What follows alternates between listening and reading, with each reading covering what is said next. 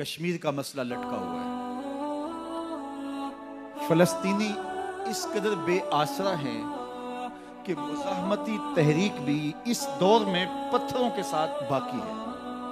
ایک طرف سے ٹینک آ رہا ہے اور ایک طرف سے وہ پتھر اٹھا کر کے اس کو ٹینک کو مار رہا ہے۔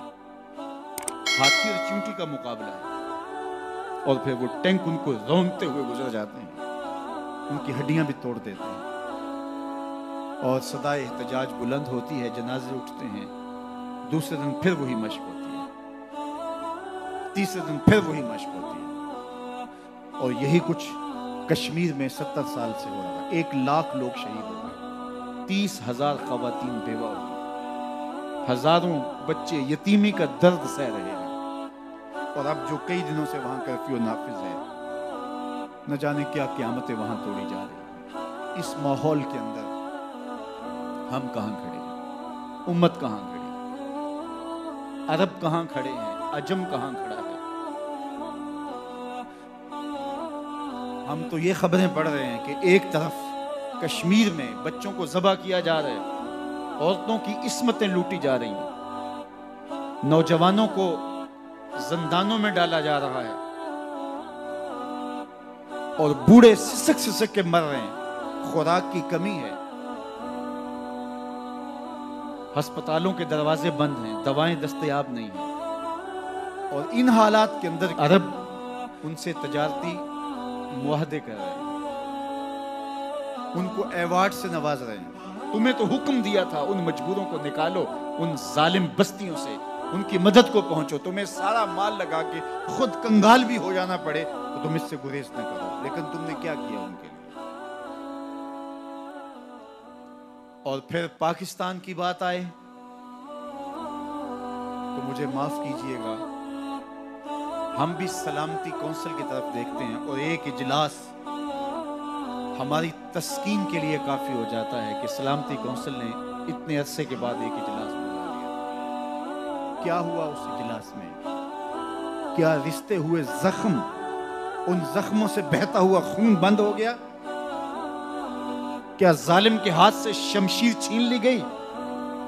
کیا وہ بندوق جو جوان کا کلیجہ چیر دیتی ہے، اس کو ظالم کے ہاتھوں سے چھین لیا گیا اس قرارداد کے ذریعے سے؟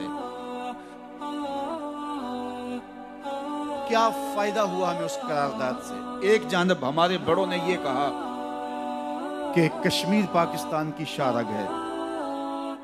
کیا ہمارے بزرگوں نے یہ شاعری کی تھی، یا جذباتی جملہ تھا، یا منطقی دلیل کے ساتھ انہوں نے کہا تھا کہ کشمیر پاکستان کی شارگ ہے؟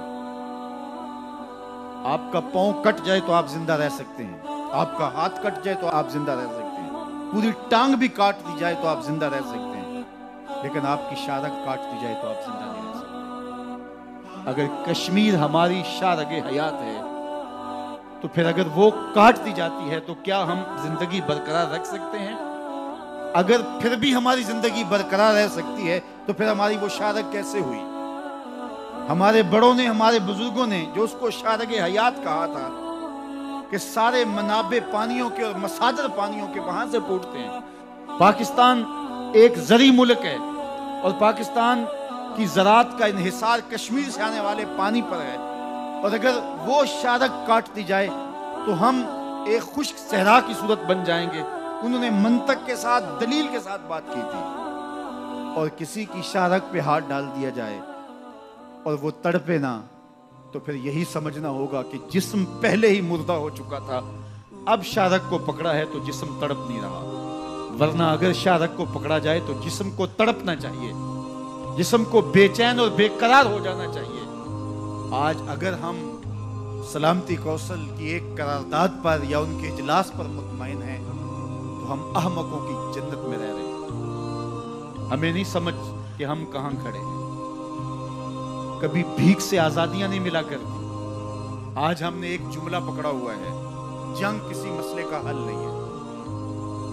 آج بڑے بڑے دانشور مختلف چینلز کے اوپر بیٹھ کر کے یہ فلسفہ جھاڑتے دکھائی دیتے ہیں، جنگ کسی مسئلے کا حل نہیں ہے۔ میں مانتا ہوں جنگ مسئلے کا حل نہیں ہے، لیکن وہ مسئلہ آپ کا کسی اپنے سے ہو، جو دلیل سمجھتا ہو، جو منطق سمجھتا ہو، جو معقولیت سے بات کرنے کا عادی ہو، اس سے تو آپ دلیل سے بات کریں گے۔ लेकिन फंकारते हुए अजदहे और आग बरसाते हुए दरिंदे और चीर फाड़ करने वाले दरिंदे आपकी किसी मंतक और किसी दलील को नहीं समझेंगे।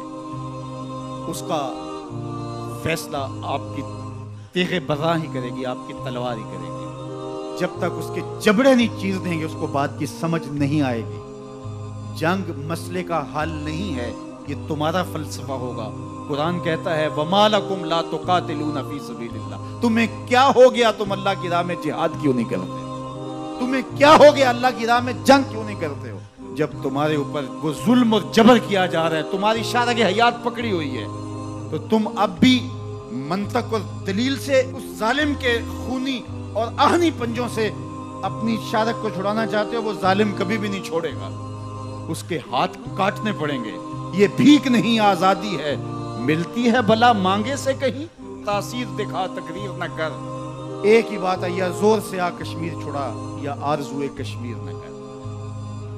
हम एक घिसा पिटा जुमला जब से होश संभाली ये सुन रहे हैं, हम कश्मीर के साथ खड़े, हम कश्मीर के साथ खड़े। तो क्या फायदा हुआ तुम्हारा खड़े होने का? उनकी बेटियां तो लुट रही हैं, उनके घर तो उजड़ रहे हैं, उनके जवान तो चीर दिए जाते हैं। वो 70 साल से लड़ रहे हैं और हम उनके साथ खड़े।